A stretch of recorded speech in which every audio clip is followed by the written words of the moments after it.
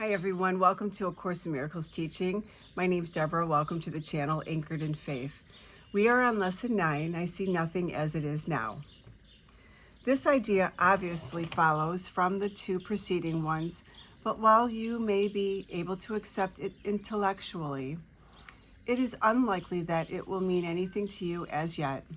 However, understanding is not necessary at this point. In fact, the recognition that you do not understand is a prerequisite for undoing your false ideas. These exercises are concerned with practice, not with understanding. You do not need to practice what you already understand. It would indeed be circular to aim at understanding and assume that you have it already. It is difficult for the untrained mind to believe that what it seems to picture is not there. This idea can be quite disturbing and may meet with active resistance in any number of forms.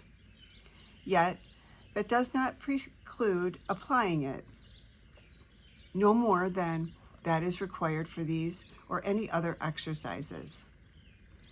Each small step will clear a little of the darkness away, and understanding will finally come to lighten every corner of the mind that has been cleared of the debris that darkens it.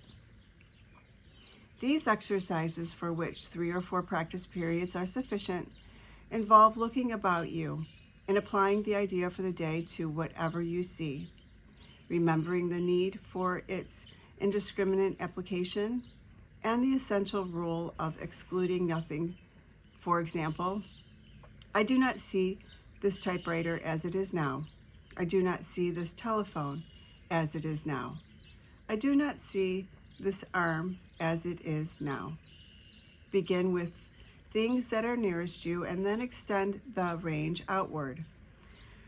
I do not see that coat rack as it is now. I do not see that door as it is now. I do not see that face as it is now. It is emphasized again that while complete inclusion should not be attempted, specific exclusion must be avoided. Be sure you are honest with yourself in making this distinction. You may be tempted to obscure it. So that is lesson 9, I see nothing as it is now. I'm going to read the commentary from Jesus, channeled by Tina Louise Spalding, for lesson 9. You are blessed beings indeed. I am that one you know is Jesus. Once again, we congratulate you for making it to the next lesson. Lesson 9 states you do not see anything as it is now, and this is true enough. You are deeply contaminated by ideas, thoughts, recollections, and projections in your mind that interfere with your ability to see clearly. This is something you must, at this stage, take on faith. In your normal state of consciousness as you exist now, you look at something and say, well, of course I see this as it is now. It is a cup. It is a cup now. It was a cup yesterday, and it will be a cup tomorrow. That is the logical, linear thinking mind arguing with the practice periods designed to shift and change the deepest parts of your consciousness, not the superficial layers. You function in a superficial way. You base your words, reactions, and opinions on stories and lessons from other beings. Then you were punished if you did not agree with them. Sometimes you revisit your school system. We remind you how indoctrinating that felt when as a small child you sat in a desk when you were tired or would have preferred to play. These are traumatic indoctrination techniques given under threat of punishment. This is not the way you recall school, but these are some of the training programs you've endured that have distorted your mind and indoctrinated you into particular modes of thought you no longer have choice about.